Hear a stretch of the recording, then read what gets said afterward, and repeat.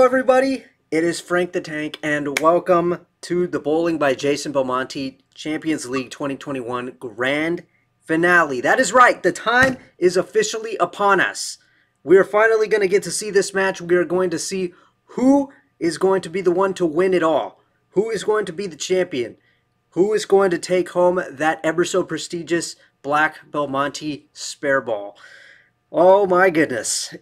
I gotta say, if finally is probably the word here because, I mean, it's literally felt like it's been a million years, but finally, after some delays, we're finally going to get to see this match. So, 60 people tried out for this tournament, and only 2 came out through the very end, and those 2 people are N.Tran and T.Richardson.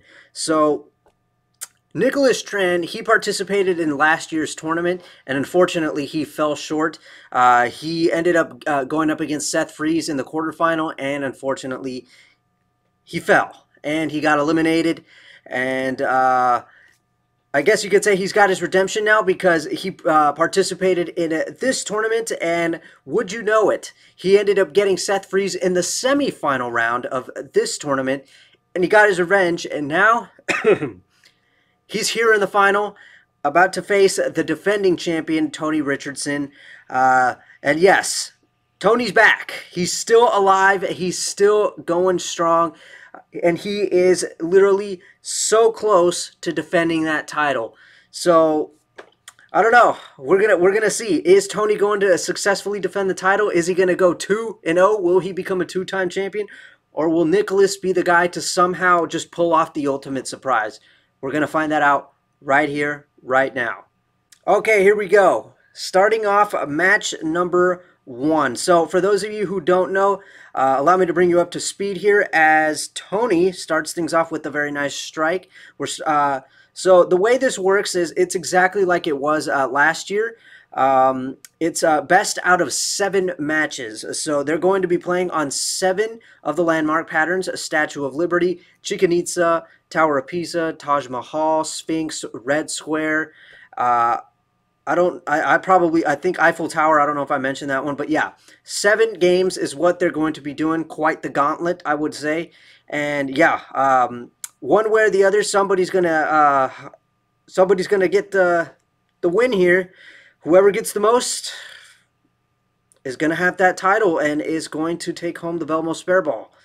So, here we go as Tony bags 2 already. Nicholas doing what he shouldn't be, and that is leaving the 10 pin. He spares it, but when you go up against Tony, spares just don't cut it. So as we can see here, he's using one of the... non-branded bowling balls. I don't know what that one's called. I don't know if that's called Purple Haze or something. I don't know. I'm not too familiar with the non-branded bowling balls because I'm using all the ones that are actually like Storm and Roto Grip. Like, for example, you see, I think that's N.Tran here throwing his shot with the IQ Tour Nano Pearl. Very, very nice touch like that. As already we're going into the 4th frame and Tony already bagging what I think is going to be 4. I'd be surprised if he didn't. Wow, and he leaves the 10 pin. So much for the going for an epic perfect run, I guess, because for those of you who didn't see the final last year, Tony just went complete God mode, and I think he went like four games in a row or 5 games in a row, and all of them were 300s. Unfortunately, that's not going to be happening in this final as he leaves the 10 pin, and now he can only max out at 279, and it's now a nice messenger. It's now a 1 pin difference for their maxes as Tony can only go for 279. Nicholas can go for a 280 because he 9 spared in the 2nd. Compared to Tony, who 9 spared in the 4th. And he continues to stay alive. And already things are going to start looking very, very interesting here. So yeah, the reason why I decided to make it best out of 7 is because the way I had these two play their games, we had to discuss that behind the scenes. Basically, I wanted to do this in a way that both these guys don't know who wins. So literally, right now, as you guys are watching this, they are seeing this and they have no idea who, you know, who the winner is.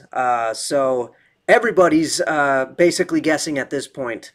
And yeah, the reason I went for 7 was to ensure that in the end there isn't like a tie game because yeah, I just again, because of the way I had these two play their games separately, not literally against each other. I had them like I had Tony do his 7 games on one day, and then I had Nicholas do his 7 games on another day.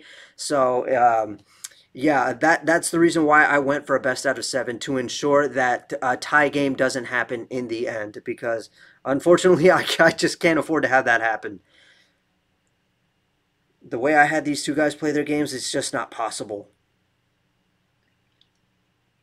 So another thing I have to mention, I guess, is that if these two end up with a tie at the end of the game, like I don't know, like say like if they got 279 to 279, there is no roll off. Nobody's going to get the point, and we move forward. Unfortunately, unlike in the other previous rounds, if there is a tie game or a tie in the series, there will be a roll off because a winner has to be determined.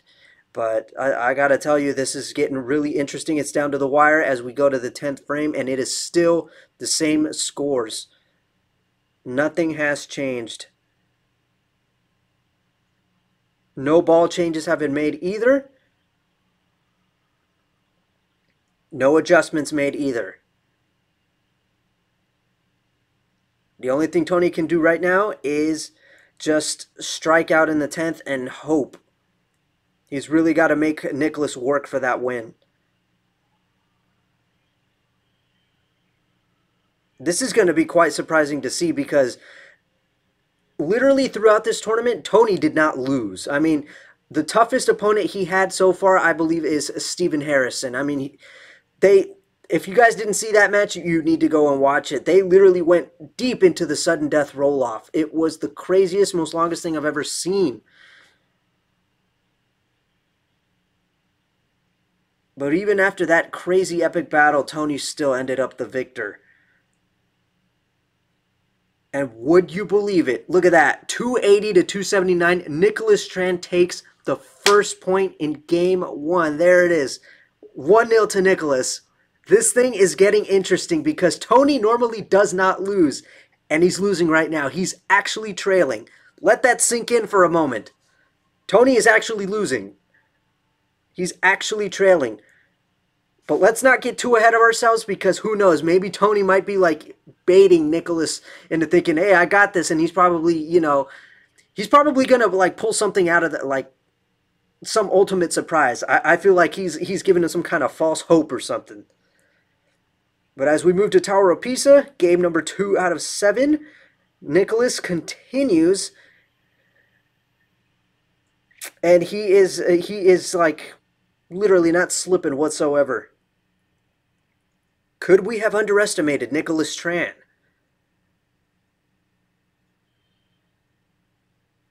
I can't lie when I tell you guys, I feel like this is another one this is just another event that was set up for Tony to win. But right now, Nicholas is making it look the other way. I got to say, that is kind of funny how last year it was Javon Lee taking on Tony Richardson, and everybody thought that Javon Lee was going to take it. It looked like it was clear, 100%, like it was just all for Javon Lee to take, and then suddenly Tony pulled off the ultimate surprise and completely wiped the floor with him 7-0. Wasn't even close. A complete 100% sweep. Absolute dominance. And now here we are, and everybody had already called it before the tournament even started that Tony was probably going to win again. So far, it's kind of looking that way because he's in the final, but right now he's trailing. So it's not really looking that way. It's not looking too good as Nicholas bags 5 in a row. Meanwhile, Tony, It is not looking good.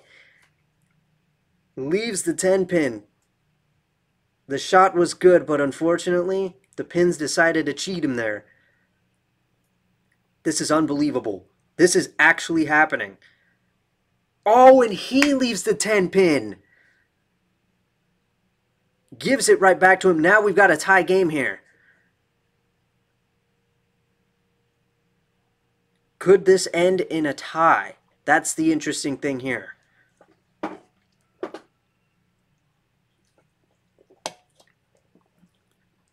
And we get back on the strike train. At least for Tony. Will Nicholas get back on it too? Or did that 10 pin completely deflate his confidence? No, it did not. He's back on the strike train. 279 to 279 we stay as we go into the 7th. Closing that one out and moving into the 8th.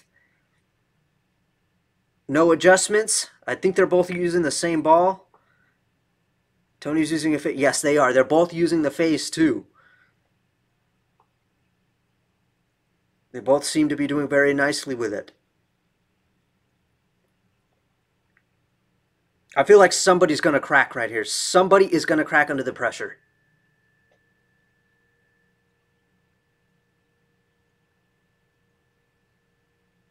Even if they don't crack under the pressure, the pins could still rob them. We have to keep that in mind. That's bowling for you. That's the dark side of bowling. You could still throw one of the best shots, one of the most accurate shots, and the pins could still work against you. That's, I believe, is what has happened here in the 5th and the 6th frame. But as we continue all strikes, it looks like it could end in a tie, but we don't know that because we're going into the 10th. That's where the pressure really kicks in. Oh, man, that 10. It was thinking about it. But all those pins just surrounded that 10 and was like, nope, you're coming with the... What have you done?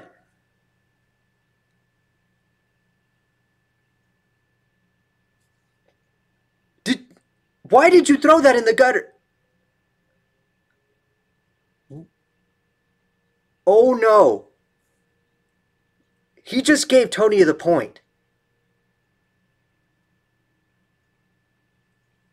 He just gave Tony that point.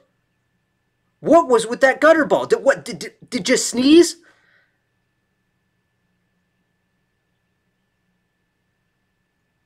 Oh my goodness, guys. I don't know. Did he slip or something? Did he sneeze? I don't know.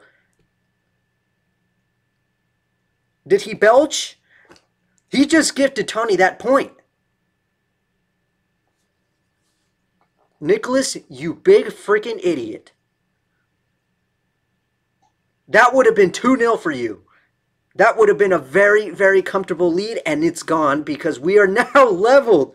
What is going on here?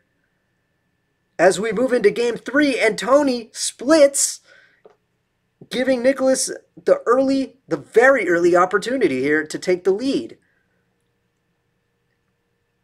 Already, this is getting chaotic. This is way more chaotic than last year's final, obviously. As cool as it was to see Tony go like with so many perfect games, I think this is way more chaotic. Nicholas has just thrown a gutter ball. One of the dumbest gutter balls I've ever seen in my life. He's just gifted Tony the point. He's made it at level. Tony starts things off with the split. Nicholas can't strike, and he goes 9 spare. And now the maxes are 278 to 290.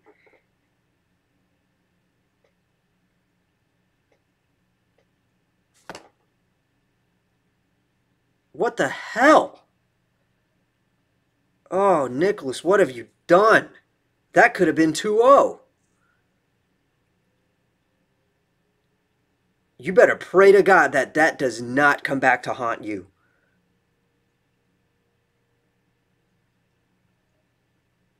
That's not just anybody that you gave the point to. That is T.Richardson that you have just gifted that point to. When you make the mistakes against him, you are going to pay for it. And I fear that that's what he might have just done right now. We don't know that. I mean, I know it's only game 3 right now on the Chichen Itza pattern, but dear Barbara, that is just a shocker for the ages.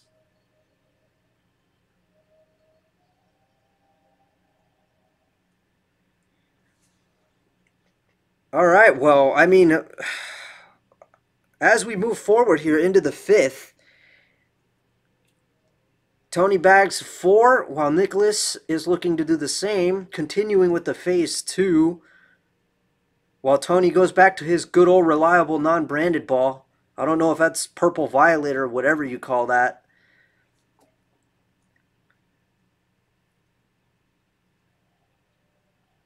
But Nicholas still has the upper hand here, as his max is 290.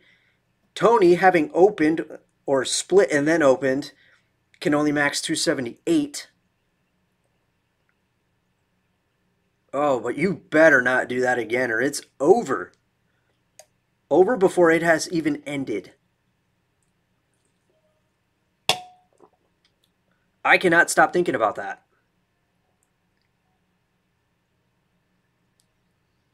Oh boy, oh my goodness. Tony has just given it right back to him. 257. That's a 257 max that he has now, from 278 to 257. Picking up, I think that was the 4-pin. You didn't get no trip 4-pin after that. But Nicholas continues to strike. Will he get that point back?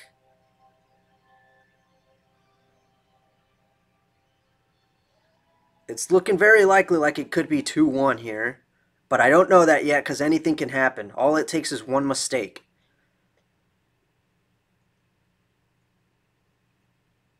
All right, so let's go a little bit ahead here and say that if Nicholas wins this one, which it's looking likely, it would be 3-0 right now. But it's 1-1.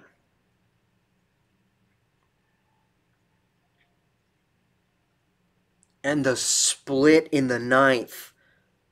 Dear Lord, it's 268, 257. The match has gotten a little closer.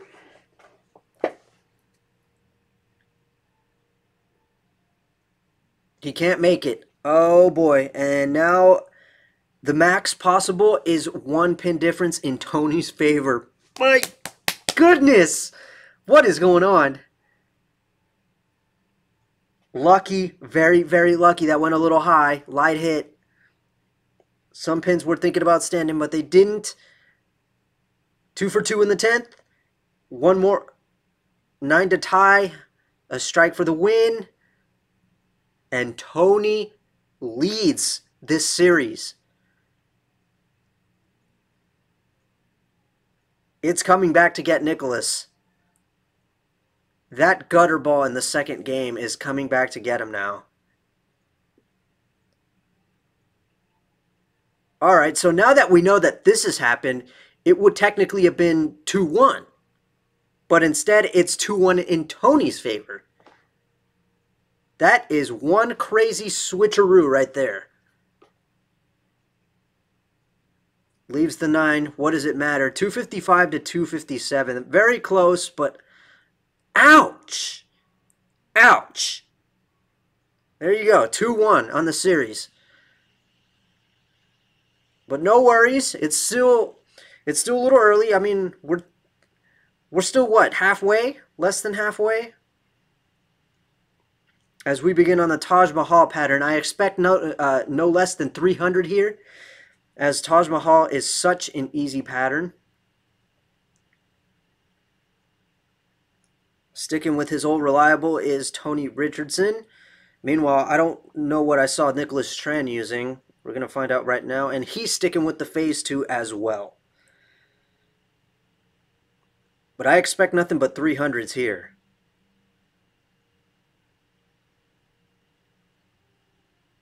God, I just cannot believe that. That is one hell of a switch. Nicholas should technically be leading the series 2-1, but it's the other way around. Nicholas has now just dug himself a deep pit to climb out of.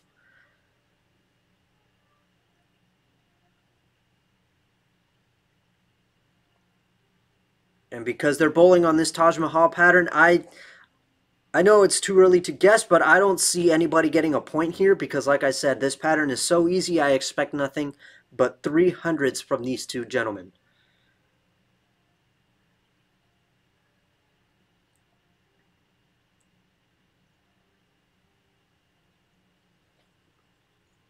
All right, so far, Nicholas is 4 for 4. Can Tony go 4 for 4 as well? He can. All right. Just about ready to get to the halfway point here.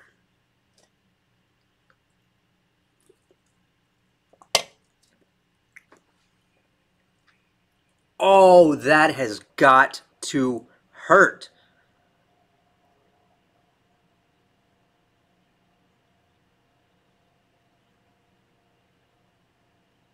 I know you guys are thinking what I'm thinking when you see that 8-pin like that. Oh, that is painful.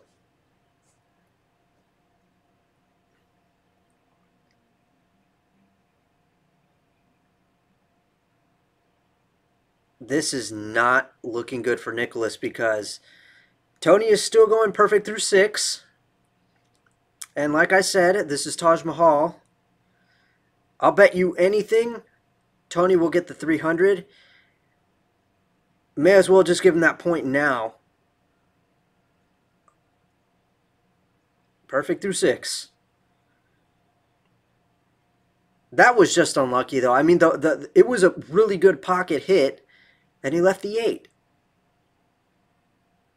That is one cold, hard slap in the face when that 8 is just there, just like that.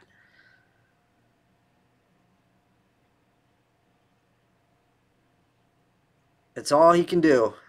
Perfection through 7. Kind of crazy how we haven't had a perfect game yet. I just realized that. But we might have one right here, right now. Crazy. A lot can happen in a year, I guess. It hasn't been a full year since the last tournament, but you know what I mean. Tony went from going 300, 300, 300, 300 to 250 something and whatnot. But it looks like he's about to pick up the first 300 of this series. We don't know that yet, though. Anything can happen in this 9th and 10th as he gets ever so closer to the shutout.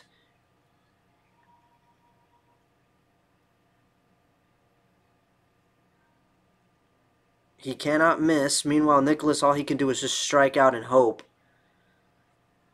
Oh, that is just BS.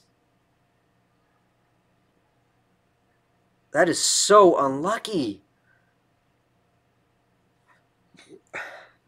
First the 8 and then the 10. That was so unfortunate, but it looks like Tony has officially won this one, and now he's got a very comfortable lead, and that is not good for Nicholas. So now all he has to do is just go for perfection here. Bo Derek, 2 to go.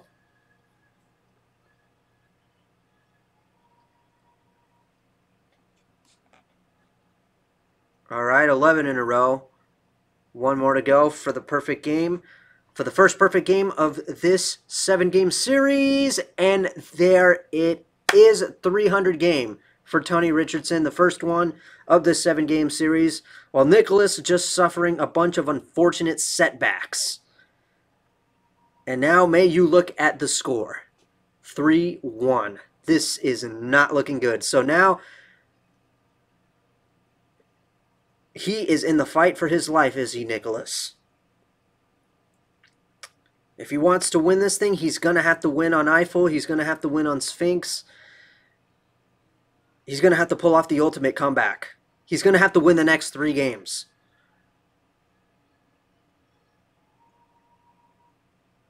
Imagine that if he does it. That is going to be the most amazing thing ever. But he's got a really, really deep pit to climb out of right now. Meanwhile, Tony doesn't start off so good, so it's looking good so far. a rather difficult split to pick up. Still good. He's still good. Very early into the game, and he's kind of running away with it already.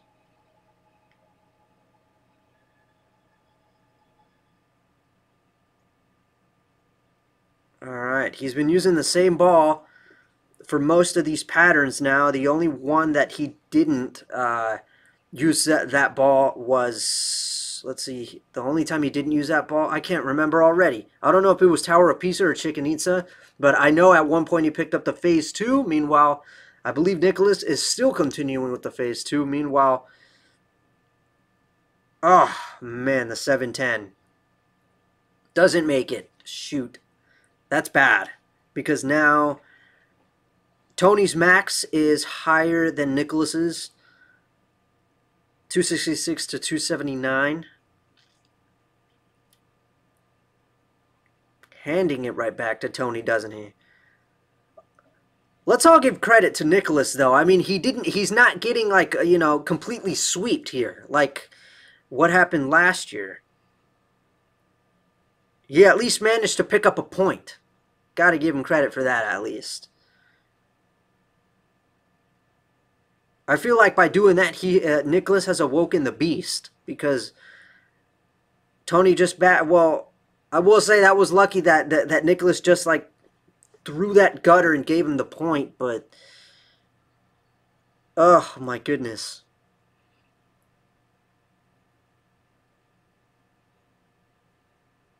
As of right now, it's still coming back to haunt him, that gutter ball that he threw, because let's look back at it already. As much as I hate to keep reminding you guys of that,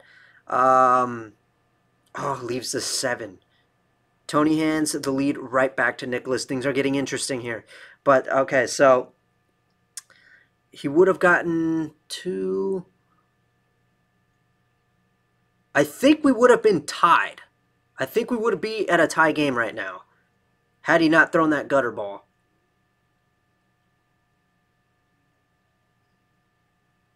But instead, it's 3-1 in Tony's favor.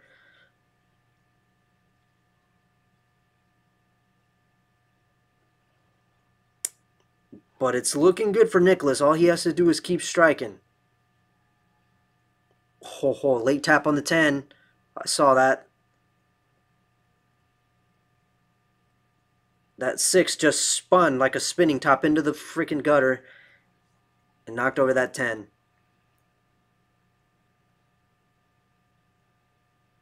I gotta tell you, I'm kind of stunned that the scores are not looking all that great right now. I mean, the Eiffel Tower pattern is rather difficult. I mean, the ball will not hook too much on this pattern,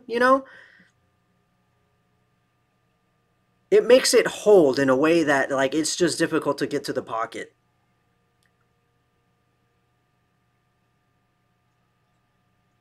See what I mean? Like, it doesn't make the ball look like it comes around the corner really sharp.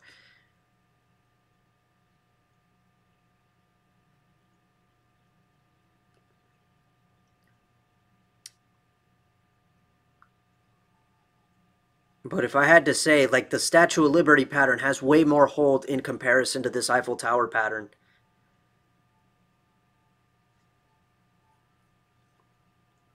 All right, going into the 9th. Tony just has to keep up and hope, while Nicholas is looking like he may get this point here. So I guess maybe so far so good on that comeback as he strikes. That's 236. If he strikes once more, he could put that 236 in the 9th. It's looking good. And he gets it. All right.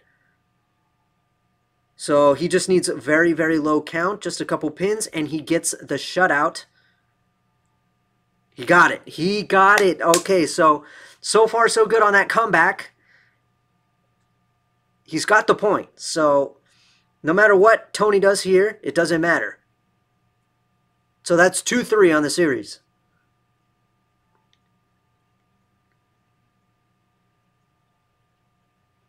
Is Nicholas going to be able to perform this comeback? That's the ultimate question of the day right now. But there you go. There are your scores for the Eiffel Tower. 265 to 256. Give Nicholas Tran that point. It's getting interesting. It is now 2 to 3 as we go to game 6 of 7. And this, folks, is the crucial game. This could be the one that decides it, because if Tony wins, he will become a 2-time Champions League winner. And he will take home that Belmo spare ball.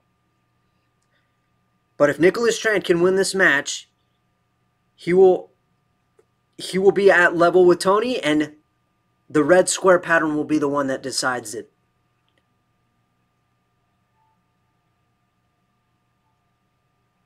So here we go. This could very well be the last match here.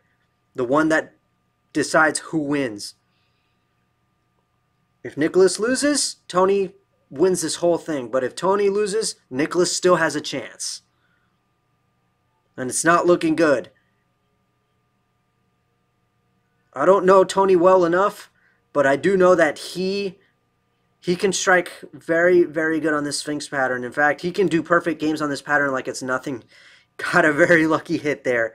It's not looking good for Nicholas, as he has 9 spare in the second.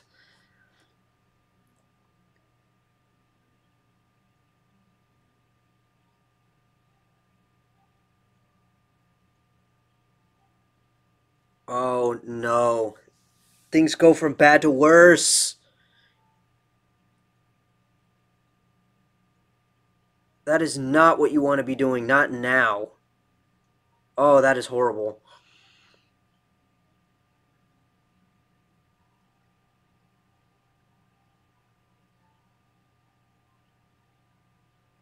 And he goes 3 for 3, and he's ever so closer to defending his title.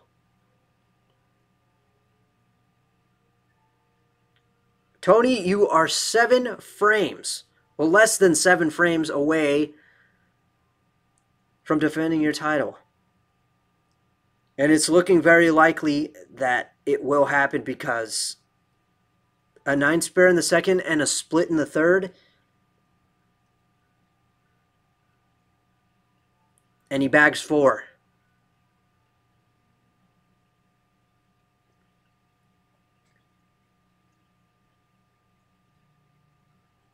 Okay, back on the strike train he goes with the double.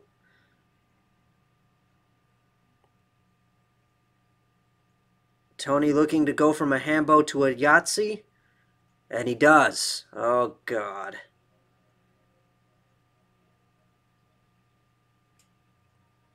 Again, take nothing away from what Nicholas has done here. I mean, he managed to get 2 wins against Tony in this best out of 7 match.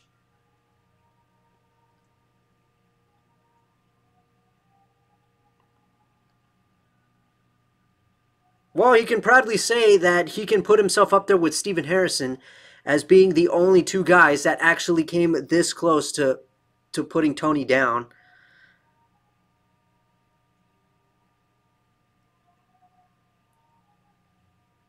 But Tony has 6 in a row looking for 7, while Nicholas gets a ham bone. Looking for 7 in a row, and he gets 7 in a row. We are getting ever so closer to a shutout and a championship win.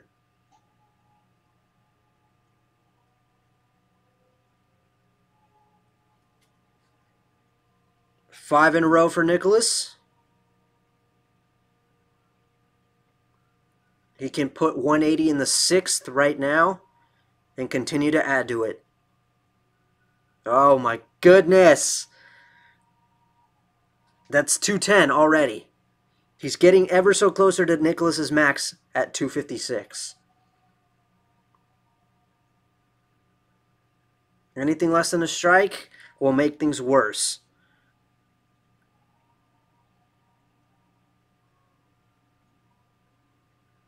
Oh, he's got 9 in a row. He's trying to go for a perfect game here.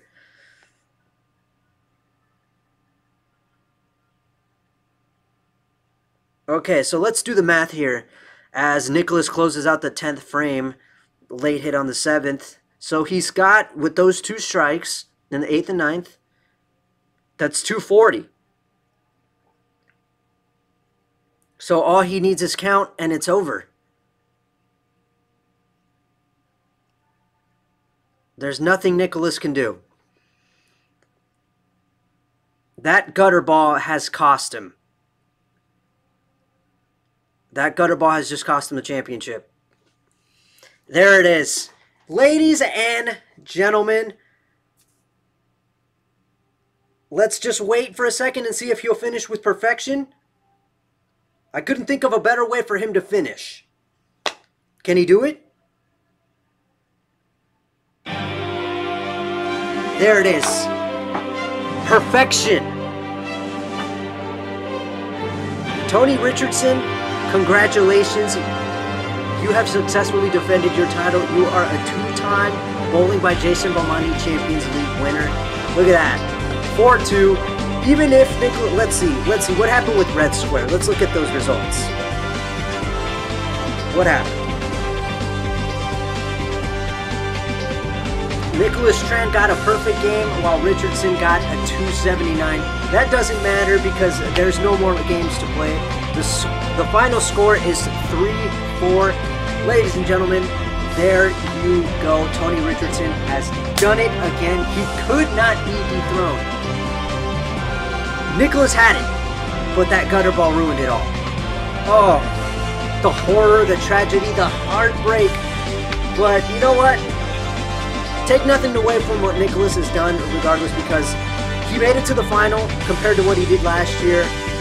He managed to get 3 against Tony Richardson here. It was a really good fight. Can't, no doubt about that. And it's not like you're walking away empty-handed. You are walking away with the 2nd place prize.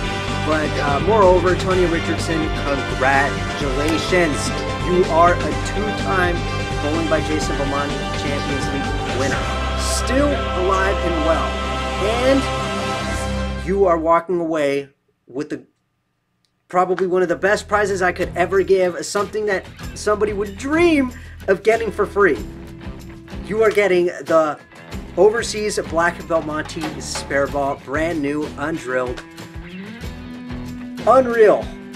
Unfreaking real. I honestly thought Nicholas had it, but oh my god. I can't stop thinking about that gutter ball. That literally made the difference. Ugh. But anyway, that's the end. That wraps it up. That is the Bowling by Jason Belmonte Champions League 2021 tournament done. That is a wrap. It is over. Congratulations to our top 4. Seth Freese, who got 4th place. Stephen Harrison, who got 3rd place. N.Tran is our runner-up, while Tony Richardson continues to be the king at the top of the mountain. But there you guys have it. That was the end of it. I've got nothing else to say other than, you know, thank you to every single person who signed up for the tournament, who took the time out of their busy schedules and all their personal obligations to do this. I really appreciate it. I cannot thank you enough, and you know, just thank you.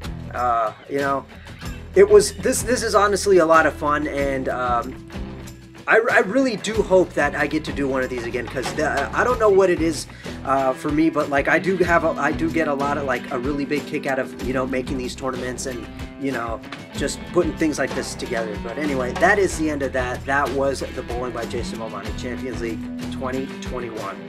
Congratulations to the Final 4, especially you, Tony, 2-time champion. Now we wait and see what happens in the future. Until then, I'm Frank the Tank. Catch you guys in the next one.